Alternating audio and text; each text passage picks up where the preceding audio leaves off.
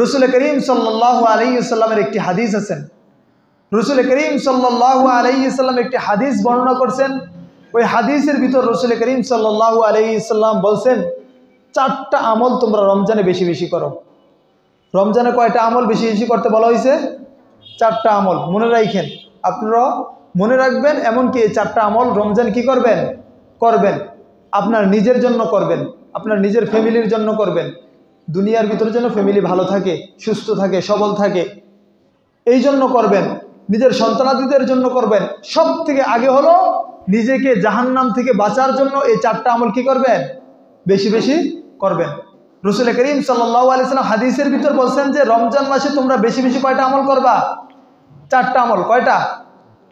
হাদিসটা কি? হাদিসের ভিতর রসুল করিম সাল্লাল্লাহু আলাইহি ওয়াসাল্লাম বলেন, قال رسول الله صلى الله عليه وسلم, রসুল করিম সাল্লাল্লাহু আলাইহি ওয়াসাল্লাম বলেন, ইস্তাকসিরু ফি, রমজানের ভিতর তোমরা বেশি বেশি করো মিন আরবাই খিসাল, 4টা আমল তোমরা বেশি বেশি করো।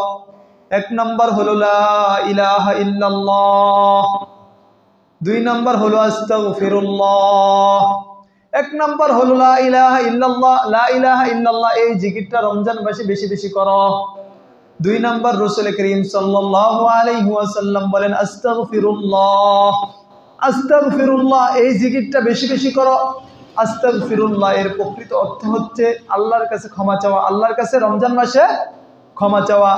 আস্তাগফিরুল্লাহ 2 নাম্বার হলো আস্তাগফিরুল্লাহ, আল্লাহ তাআলার কাছে বেশি বেশি ইস্তিগফার করা। 3 নাম্বার হলো ওয়াতাসালুনাল্লাহ আল জান্নাহ, রমজান মাসে তোমরা বেশি বেশি আল্লাহ তাআলার কাছে জান্নাত চাও।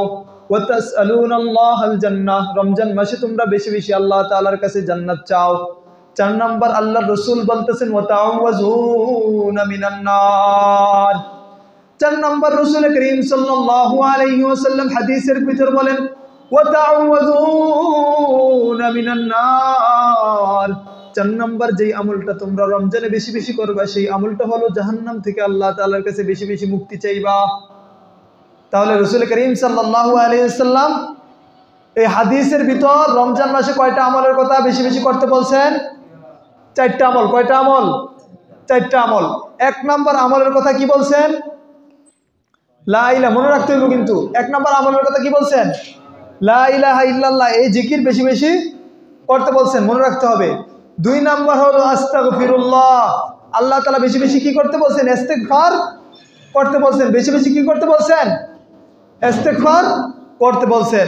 3 নাম্বার যে আমলের কথা বলছেন সেটা হলো ওয়াতাসালুনাল্লাহ আল জান্নাহ, আল্লাহ তাআলার কাছে বেশি বেশি জান্নাত কামনা করতে বলছেন। আল্লাহর কাছে রমজানে বেশি বেশি জান্নাত চাইতে বলছেন, আল্লাহ আমাকে জান্নাত দিও, আল্লাহ আমাকে জান্নাত দিও। 4 নাম্বার যে আমলটা বলছেন যে 4 নাম্বার এই আমলটা বেশি বেশি করবা, ওয়াতাআওয়াজুনা মিনান নার, বেশি বেশি আল্লাহ তাআলার কাছে রমজান মাসে জাহান্নাম থেকে মুক্তি চাইবা, বেশি বেশি